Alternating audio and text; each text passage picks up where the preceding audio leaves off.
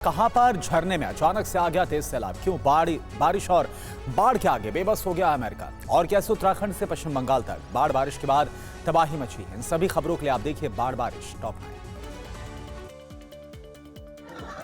पश्चिम बंगाल के पश्चिमी मेदिनीपुर में आसमानी आफत कुछ यूं बरस रही है कि मानो अपने साथ सब कुछ बहा ले जाएगी। पश्चिमी मेदिनीपुर जिले के घाटल में रिहायशी इलाके में कई फीट तक पानी भर गया है। सड़कों पर गाड़ियों की जगह नाव चल रही हैं।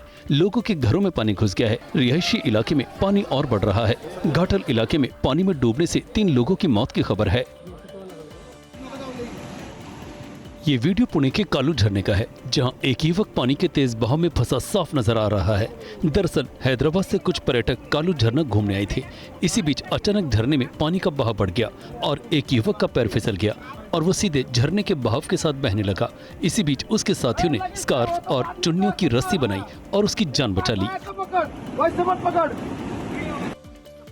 तस्वीरें मध्य प्रदेश के छतरपुर की हैं। यहाँ बारिश के बाद भीषण बाढ़ ने सब कुछ अस्त व्यस्त कर दिया है। नदी नाले उफान पर हैं। उधर धसा नदी की तेज बहाव की चपेट में एक पिकअप गाड़ी आ गई और गाड़ी सैलाब के साथ बहने लगी। इस हादसे में एक शख्स की मौत हो गई। वहीं पिकअप में सवार 2 लोगों ने कांच तोड़कर अपनी जान बचाई। छतरपुर में कई गाँव में पुल और पुलिया भी बह गए हैं। MP के सीहोर में भी मानसून का कहर जारी है, जहाँ भीषण बारिश के बाद आई बाढ़ से लोगों की जान पर बनाई है। रेहटी के सुरई गांव में नदी में नहाने गए 4 लोग बह गए, जिनमें से एक को बचा लिया गया। वहीं गोताखोरों की मदद से 3 लोगों की तलाश जारी है। मौके पर प्रशासन की टीम कैंप कर रही है। कुदरत के रौद्र रूप की इन तस्वीरों से अंदाजा लगाया जा सकता है कि कैसे राजस्थान के धौलपुर में बारिश कहर बनकर टूटी है। बारिश की वजह से कई कॉलोनियां जलमग्न हो गई हैं। कोर्ट परिसर, जगन चौराहा और संतोषी माता मंदिर समेत कई इलाकों में घुटनों तक पानी भर गया। रास्तों पर पानी भरने की वजह से गाड़ी चलाने वालों को काफी परेशानी का सामना करना पड़ रहा है। स्थानीय लोग नगर परिषद पर लापरवाही का आरोप लगा रहे हैं। जुलाई में आसमान से ऐसी आफत बरस रही है कि लोग बेहाल हो गए हैं। ये तस्वीर उत्तर प्रदेश के हमीरपुर जिले की है, जहां लगातार हो रही बारिश की वजह से नदियों का जलस्तर बढ़ा हुआ है। कई गांव टापू में तब्दील हो गए हैं और गांव का संपर्क जिला मुख्यालय से टूट गया है। हालत ये हो गई है कि बाढ़ का पानी पड़ोरी में चंद्रावल नदी पर बने पुल के ऊपर बह रहा है। जलस्तर बढ़ जाने के बाद प्रशासन ने आवाजाही पर रोक लगा रखी है, फिर भी लोग जान जोखिम में डालकर यहाँ से गुजर रहे हैं। झांसी में आसमानी आफत से लोग बेहाल हैं। ये तस्वीर रक्सा थाना क्षेत्र के गणेशगढ़ गांव की है, जहां तेज बारिश के बाद एक पुलिया टूट गई है, जिसकी वजह से ये सड़क 2 हिस्सों में बंट गई है। इसके चलते कई गांव का संपर्क टूट गया है। ग्रामीणों का कहना है कि काफी दिनों से पुल के नीचे से पानी बह रहा था। इसकी शिकायत प्रशासन से की थी, लेकिन कार्रवाई नहीं हुई। अमेरिका में कुदरत का कहर जारी है। ये वीडियो टेक्सास के लैम्पासस का है, जहां अचानक आई बाढ़ में एक गाड़ी बह गई। इस गाड़ी में कितने लोग सवार थे ये साफ नहीं हो पाया है। उधर बारिश के बाद शहर के हालात देखिए। निचले इलाके पानी में डूब गए हैं। पानी की रफ्तार इतनी तेज थी कि ये घरों से टकराकर देखिए किस तरह लौट रहा है। सीढ़ियों से उतरता हुआ पानी डरा रहा है। लिथुआनिया में भी कुदरत का सितम जारी है। बाढ़ बारिश की वजह से जनजीवन पूरी तरह से अस्त व्यस्त हो गया है। हर तरफ सिर्फ और सिर्फ पानी ही पानी नजर आ रहा है। तस्वीरों में साफ देखा जा सकता है कि कैसे सड़कों पर खड़ी कार पानी में डूब गई है। वहीं लोगों को सुरक्षित जगहों पर भेजा जा रहा है। और अब बात करते हैं युद्ध क्षेत्र से आ रही खबरों की। चीन आखिर क्यों कर रहा है वॉर सिटी का निर्माण? कैसे ड्रोन अटैक से मॉस्को में मच गई है तबाही, और मिडिल ईस्ट में फिर से क्यों बन रहे हैं जंग जैसे हालात? इन सभी खबरों के लिए आप देखिए ग्लोबल टेंशन टॉप 9।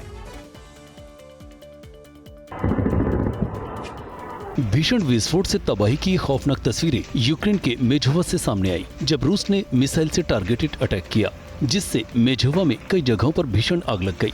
यूक्रेनी सेना के लिए गाइडेड मिसाइल उपकरण बनाने वाले प्लांट और ड्रोन फैसिलिटी पर हमले से यूक्रेन को भारी नुकसान हुआ। रूस के मिसाइल और ड्रोन अटैक का यूक्रेन ने मॉस्को में हमला कर जवाब दिया। यूक्रेनी सेना ने मॉस्को के मेटल बाजार और खिमकिन्स्की में ड्रोन से हमला किया, जिससे अफरा तफरी मच गई और कई दुकानें जल गई। इस हमले में कई लोग गंभीर रूप से घायल हो गए। यूक्रेन पर आक्रामक हमलों के बीच अमेरिका के राष्ट्रपति डोनाल्ड ट्रंप कभी भी रूस के खिलाफ बहुत बड़ा फैसला ले सकते हैं। न्यूयॉर्क टाइम्स की रिपोर्ट में ऐसी आशंका जताई गई है कि ट्रंप यूक्रेन को सैन्य मदद बढ़ाने के साथ साथ कल मॉस्को पर कड़े प्रतिबंध लगाने का भी ऐलान कर सकते हैं। यूरोप और मिडिल ईस्ट के अलावा एक और जंगी फ्रंट खुलने के आसार नजर आ रहे हैं। चीन के उकसावे वाली हरकत के खिलाफ ताइवान में बड़ी तैयारी शुरू है।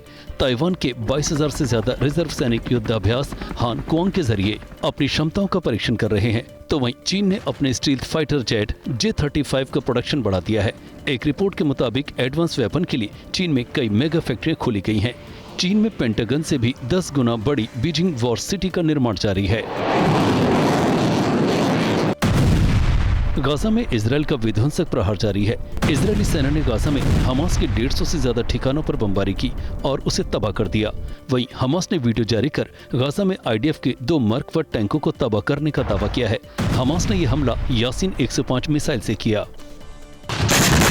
मिडिल ईस्ट में जबरदस्त तनाव है। इजरायली सेना एक बार फिर से वॉर मोड में नजर आ रही है। इस बीच तुर्की एयरलाइंस ने ईरान, जॉर्डन और इराक के लिए सभी उड़ानें रद्द कर दी हैं। वहीं ईरानी मीडिया ने तेहरान में GPS जाम होने की जानकारी दी है। ईरान किसी भी वक्त परमाणु बम के इस्तेमाल को तैयार है। ये चेतावनी खुद इजरायली प्रधानमंत्री ने दी।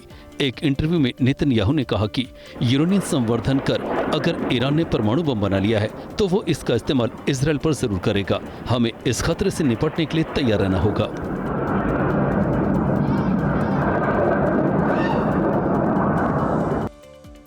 यूरेनियम संवर्धन पर मचे घमासान के बीच ईरान के विदेश मंत्री अब्बास अराक्ची का बड़ा बयान सामने आया।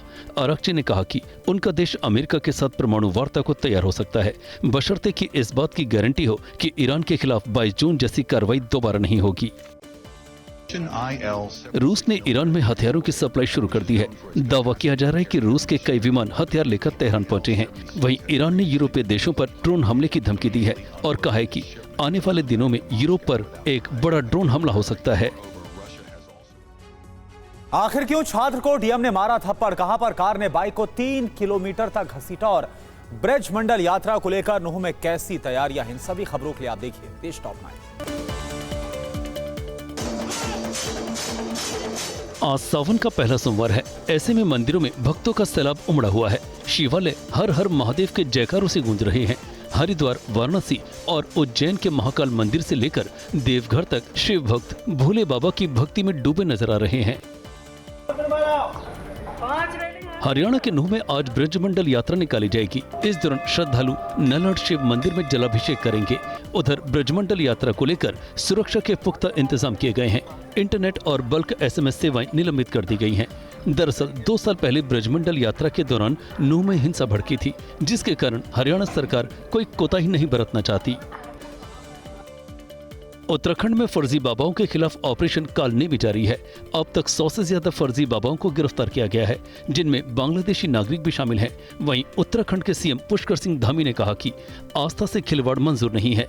ढोंगी बाबा सनातन का अपमान करते हैं। धर्मांतरण केस में गिरफ्तार जलालुद्दीन उर्फ छांगुर बाबा की मुश्किलें बढ़ती जा रही हैं। ईडी को छांगुर बाबा के 18 बैंक अकाउंट की जानकारी मिली है। इन खातों में विदेशी फंडिंग से 68 करोड़ रुपए आए थे। खास बात यह है कि इन खातों में सिर्फ 3 महीनों के भीतर विदेशों से लगभग 7 करोड़ रुपए ट्रांसफर किए गए हैं। एक्सियम 4 मिशन की समाप्ति पर अंतरिक्ष यात्री शुभांशु शुक्ला का एक भावुक संदेश सामने आया है, जिसमें उन्होंने कहा कि अंतरिक्ष से भारत सारे जहां से अच्छा दिखता है। उन्होंने मिशन को अविश्वसनीय यात्रा बताया और इसकी सफलता का श्रेय अपने साथियों और पूरी टीम को दिया। उन्होंने कहा कि ये एक अविश्वसनीय यात्रा रही है। अमेरिका में भारत से फरार होकर छिपे बैठे खालिस्तानी आतंकियों के खिलाफ बड़ी कार्रवाई हुई है। अमेरिकी जांच एजेंसी FBI और स्थानीय कानून प्रवर्तन एजेंसियों ने कैलिफोर्निया राज्य के सैन जोकिन काउंटी में 8 भारतीय मूल के आरोपियों को गिरफ्तार किया है। इसमें भारत का मोस्ट वांटेड आतंकी पवित्र बटाला भी शामिल है। उत्तर प्रदेश के देवरिया से हैरान करने वाला मामला सामने आया है, जहां देवरिया गोरखपुर मुख्य मार्ग पर कार सवार ने पहले बाइक सवार दंपति को टक्कर मारी, फिर भागने की कोशिश में सड़क किनारे खड़ी बाइक को टक्कर मारकर गिरा दिया।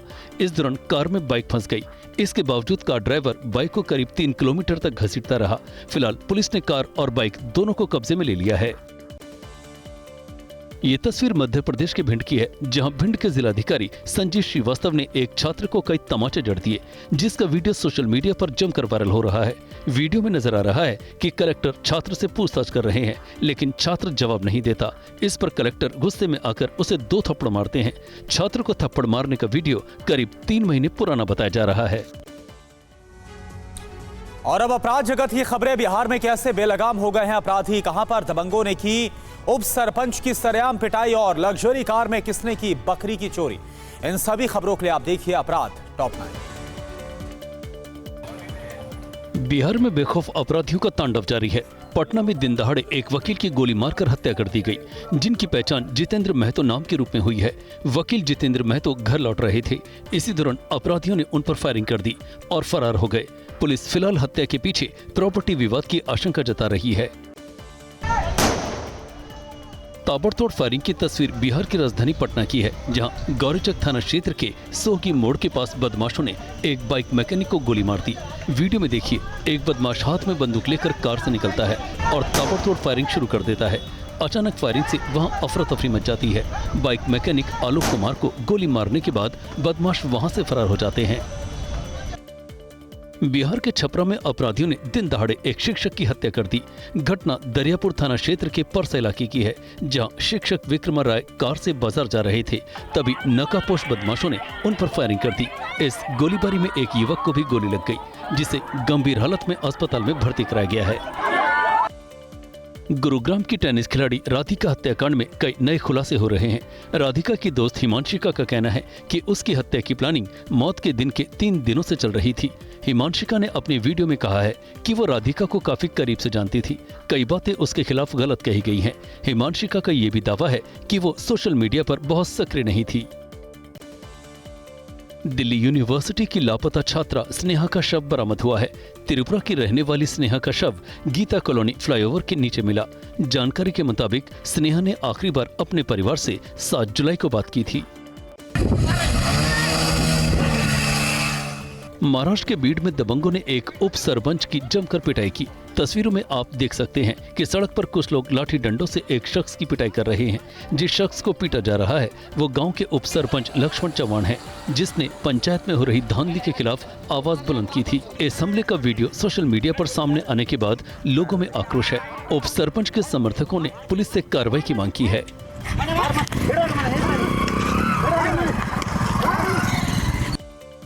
यूपी के गोंडा में लाखों रुपए की कार में बैठकर आए चोरों ने बकरी की चोरी कर ली। मामला कटरा बाजार के वीरपुर इलाके का है। आप देख सकते हैं कि सफेद कार में चोर आते हैं। चोर का साथी कार को स्टार्ट रखता है। चोर धीरे धीरे से पशु की ओर बढ़ता है और झटके से बकरी को गोद में उठाकर कार की अगली सीट पर बैठ जाता है। फिलहाल वीडियो के आधार पर पुलिस चोरों की तलाश में जुटी है। यूपी के जौनपुर में चोरों ने कोतवाली थाने से महज 100 मीटर की दूरी पर चोरी की घटना को अंजाम दे दिया। इस वीडियो को देखिए, जिसमें कुछ बच्चे क्रिकेट खेलते नजर आ रहे हैं। इस दौरान चोर बाइक की सीट पर बैठकर मैच देखने लगता है और हाथ से बाइक का हैंडल पकड़ लेता है। तभी मौका मिलते ही बाइक के साथ फरार हो जाता है। कानपुर के चौबेपुर कस्बे में चोरों ने एक ज्वेलरी शॉप को निशाना बनाया और शटर काटकर लाखों रुपए की चोरी कर ली। वीडियो में देखिए कैसे चोर मोबाइल टॉर्च की रोशनी में दुकान में रखे चांदी के पायल और बर्तन बैग में भर रहे हैं। तभी एक चोर कुर्सी पर चढ़कर ऊपरी सेल्फ पर रखे चांदी के सामान उतारने लगता है। चोरी के दौरान उसका एक साथी दुकान के बाहर पहरेदारी कर रहा था। जैसे ही चोर बाहर निकला, दोनों मौके से फरार हो गए।